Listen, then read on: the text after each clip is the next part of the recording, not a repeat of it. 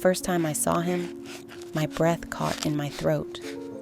A tiny, fragile puppy, stumbling blindly in terrified circles, his body trembling, his nose scraping against the ground, his empty belly filled only with the sharp edges of rocks he had tried to eat to survive. His eyes, once windows to the world, were nothing but shadows now. Brutal trauma had stolen his sight forever. He stumbled through thorns, crashed into bushes, and slammed against cold walls, each step an agony I could hardly bear to watch.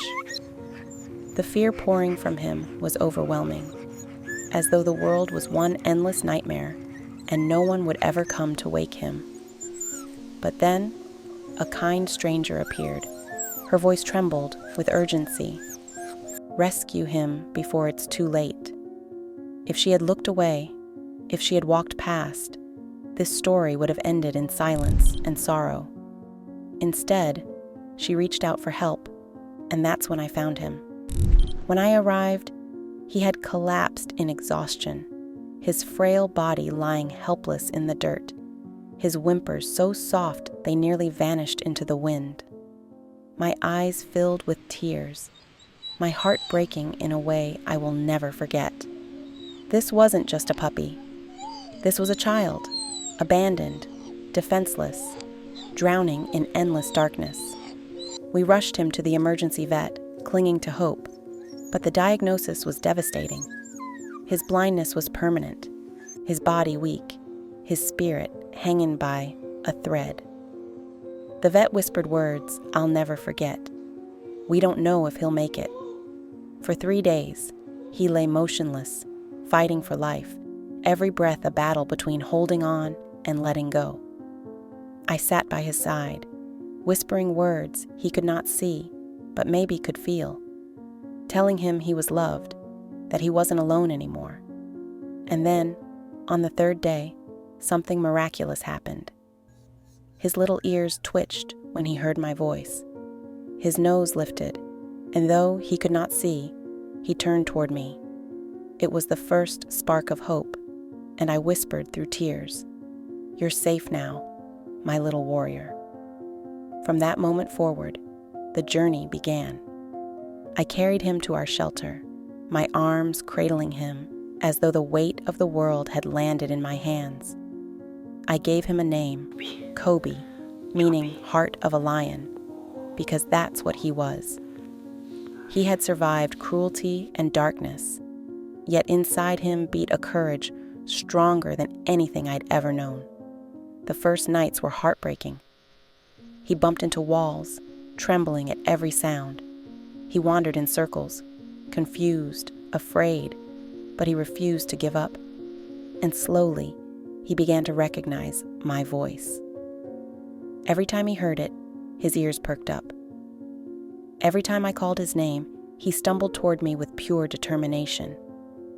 Cobi's whole world became the sound of my footsteps, the warmth of my hand, the beat of my heart. He loved me with a loyalty so fierce, so pure, it shook me to my core. But this story wasn't only about pain. This was about transformation. At the shelter, other dogs sensed his struggle. One by one, they became his guides, his protectors, his seeing eye companions. When Cobi bumped furniture, he didn't cry. He simply turned and followed their lead.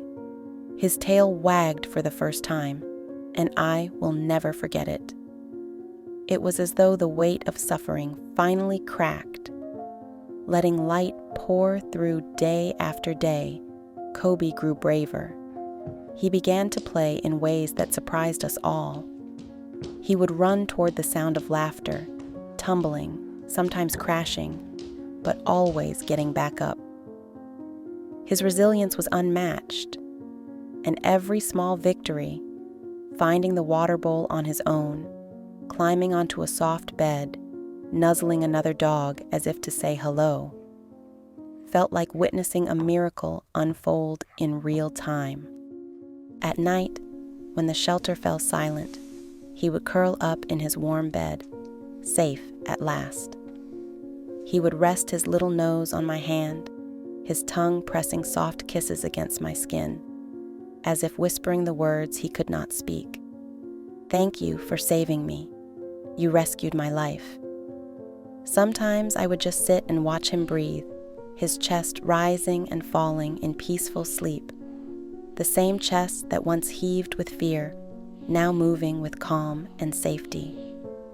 It was in those moments I realized Cobi was not just surviving anymore.